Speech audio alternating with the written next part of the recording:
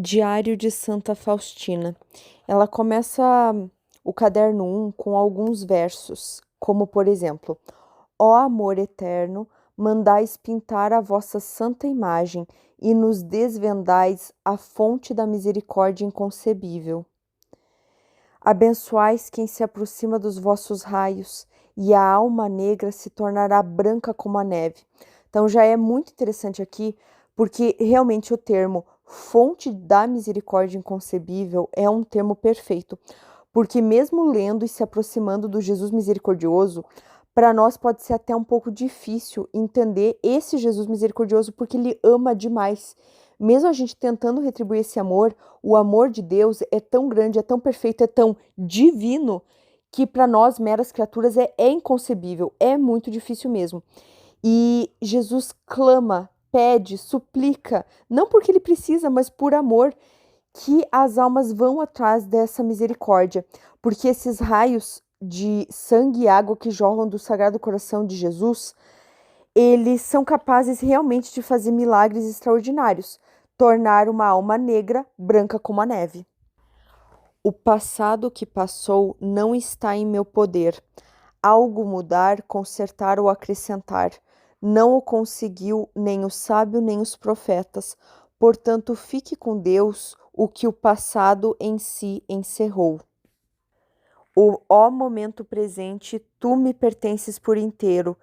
Desejo te usar o quanto estiver em meu alcance, e embora seja fraca e pequena, vós me dais a graça da vossa onipotência. O interessante de ler Diário de Santa Faustina e a História de uma Alma é que você percebe que os discursos não só não são conflitantes, como complementares. Por isso, confiando em vossa misericórdia, caminho pela vida como uma criança, e faço-vos diariamente o ofertório do meu coração, inflamado de amor pela vossa maior glória. Em outro segmento, ela escreve: a vossa santa vontade é a vida da minha alma. Ó Deus, poderá a pena descrever aquilo para que muitas vezes não há nem mesmo palavras? Mas sois vós, ó Deus, que mandais que eu escreva, e isso me basta. Desde os 7 anos de idade, Santa Faustina sentia o chamado à vocação religiosa. Com 7 anos, ela ouviu pela primeira vez a voz de Deus na alma. Aos 18 anos, ela pediu para os pais para entrar no convento, mas os pais recusaram. Depois dessa recusa, Santa Faustina começou a viver as vaidades da vida, não prestando nenhuma atenção à voz da graça, embora em nada disso sua alma encontrasse satisfação. Ela descreve: o contínuo chamado da graça era para mim um grande tormento, que eu procurava abafar com diversões. Evitava interiormente a Deus, voltando-me com toda a alma para as criaturas. Contudo, a graça de Deus venceu na minha alma. Numa ocasião, estava com uma de minhas irmãs num baile. Enquanto todos se divertiam a valer, a minha alma sentia tormentos interiores. No momento em que comecei a dançar, de repente vi Jesus ao meu lado, Jesus sofredor, despojado de suas vestes, todo coberto de chagas, que me disse estas palavras: até quando hei de ter paciência contigo e até quando tu me decepcionarás? Nesse momento, cessou a música encantadora, não vi mais as pessoas que comigo estavam, somente Jesus e eu ali permanecíamos. Então ela acabou deixando disfarçadamente o grupo lá que tinha irmã e foi à catedral do santo Stanislau Kotska. Caiu de bruços diante do Santíssimo Sacramento e pediu ao Senhor que desse a conhecer o que deveria fazer a seguir. Então Santa Faustina ouviu de Jesus: vai imediatamente a Varsóvia, lá entrarás no convento. Pediu para a irmã que se em casa, né? Ela estava arrumando as malas. Pediu para a irmã que se despedisse dos pais e assim, só com a roupa que tinha no corpo, sem mais nada, foi para Varsóvia. Quando desceu do trem, cada um seguiu seu caminho ali dos passageiros, e ela ficou com medo, sem saber o que fazer, não conhecia ninguém, e implorou à Mãe de Deus. Ela disse: Maria, conduze-me, guiai-me. Imediatamente ouviu dentro de si uma voz que dizia que saísse da cidade e fosse a um determinado povoado, onde poderia passar a noite com segurança. Foi o que fez e encontrou tudo como a Mãe de Deus havia dito. No dia seguinte, foi até a cidade, entrou na primeira igreja que achou e começou a rezar para saber qual era a vontade de Deus. Várias santas missas se sucederam e durante uma delas ouviu Jesus dizer: "Vai falar com esse padre, diz-lhe tudo e ele te dirá o que deves fazer em seguida." Então terminou a missa, Santa Faustina foi à sacristia, contou tudo o que tinha se passado e pediu uma indicação de um convento. Então o padre enviou Santa Faustina a uma piedosa senhora com quem ficaria até ingressar no convento. Enquanto ela ficou com essa senhorinha, ela procurava um convento, mas nenhuma porta se abria para ela. Santa Faustina ficou angustiada e pedia a Jesus: "Ajudai-me, não me deixeis sozinha." E então ela acabou batendo na porta que deveria se abrir, porque nem todo não é uma coisa ruim, né? Acho que essa já é uma das primeiras reflexões do livro. Os nãos que Santa Faustina recebeu, as portas que não se abriram, foram também obra de Deus e foi algo bom, mesmo que não parecesse. Santa Faustina foi então recebida pela Madre Geral Micaela, que inclusive é muito elogiada no Diário de Santa Faustina. E depois de uma breve conversa, Micaela disse para ela para perguntar ao senhor da casa, ou seja, Jesus, se era para ela estar ali, se ele a aceitaria. Santa Faustina foi para a capela com grande alegria e perguntou a Jesus: "Senhor desta casa, vós me aceitais?" Foi uma das irmãs que me mandou perguntar assim, e logo ouvi uma voz que dizia: "Eu te aceito, tu estás no meu coração."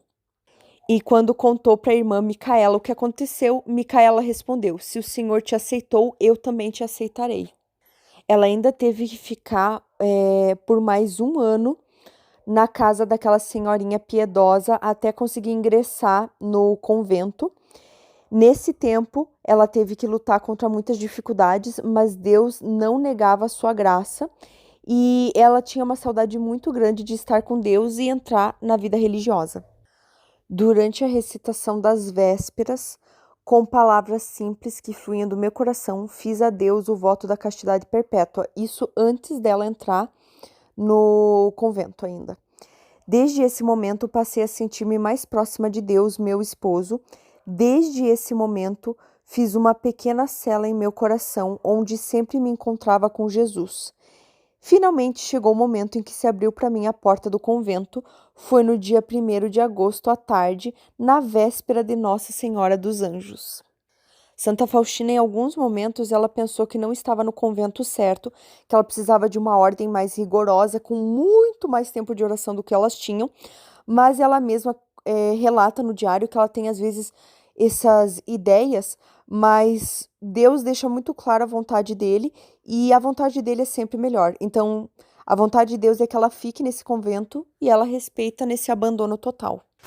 Mesmo assim, Santa Faustina passou por situações de muita angústia, que ela realmente achava que estava no lugar errado, que ela queria falar com a Madre Superiora.